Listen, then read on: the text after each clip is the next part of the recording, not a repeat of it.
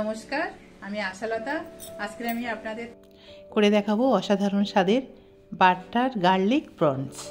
তো এখানে প্রনস নিয়েছি, ক্রিম লাগবে, পেঁয়াজ, রসুন আর বাটার আর কাঁচা লঙ্কা। তো প্রথমে কড়াইয়ে দিয়ে দেবো সর্ষের তেল।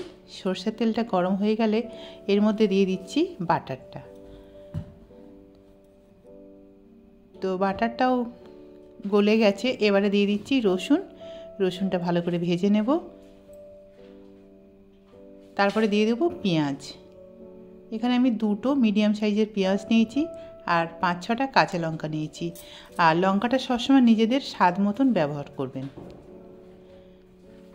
তো এটা ভালো করে ভেজে নিতে হবে 2-3 মিনিট ধরে। এবারে দিয়ে দিচ্ছি শুকনো লঙ্কার পাউডার আর কাশ্মীরি চিলির পাউডার। কাশ্মীরি চিলি পাউডার দিলে রঙটা ভালো হবে, ঝাল হবে না। আর দিয়ে দিচ্ছি হলুদ পাউডার। আবার এটা 1 মিনিটের মতন ভেজে নিতে হবে। এবার এর মধ্যে দিয়ে দিচ্ছি চিংড়িগুলো। চিংড়িগুলো দিয়ে আবার এর মধ্যে একটু ভেজে নেব।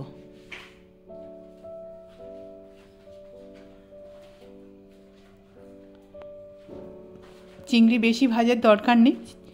এবারে দিয়ে দিচ্ছি নুন স্বাদ মতো। চিংড়ি বেশি ভাজলে কিন্তু চিংড়িটা বেশি শক্ত হয়ে যাবে, সেই জন্য বেশি ভাজার দরকার নেই।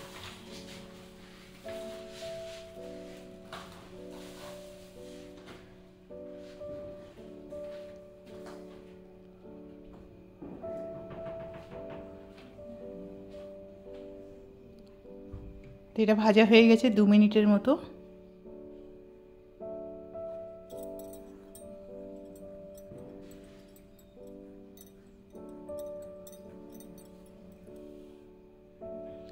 উল্টে পাল্টে এটা ভেজে নিতে হবে 2 দিক ভালো করে।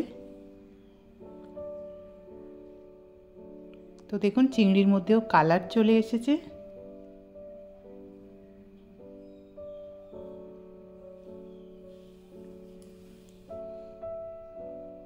এবার পরিমাণ মতন জল দিয়ে দেবো। আমি এখানে 1 কাপের মতন জল দিয়ে দিচ্ছি। এটা একটু মাখা মাখা হবে, বেশি ঝোল ঝোল এটা ভালো লাগবে না। তো আমি এখানে 1 কাপের মতন জল দিয়ে দিলাম। জল দিয়ে আবার একটু চিংড়িটা ভালো করে নেড়ে দিলাম।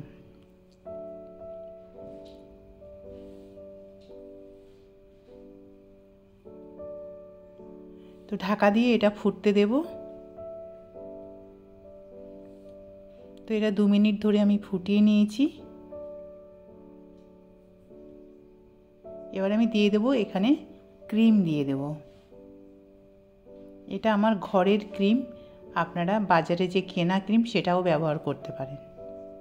যাই হোক, এটা দিয়ে আবার তখন কিন্তু গ্যাসটা একদম কমিয়ে রাখতে হবে।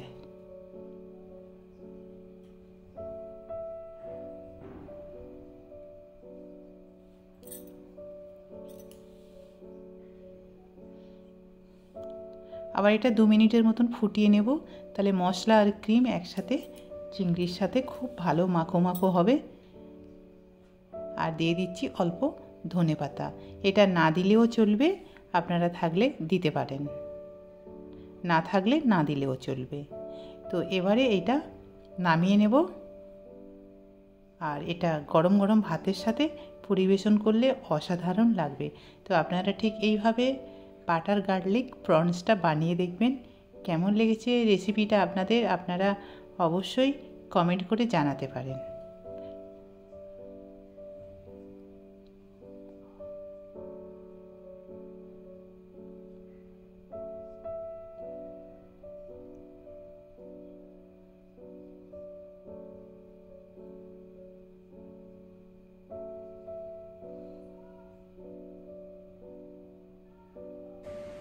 আমার এই রেসিপিটা যদি আপনাদের ভালো লাগে তাহলে লাইক করবেন, শেয়ার করবেন, সাবস্ক্রাইব করবেন আর আমার বেল আইকনে ক্লিক করবেন। তাহলে নতুন নতুন ভিডিওর সাথে আপনারা আপডেট থাকতে পারবেন। নমস্কার।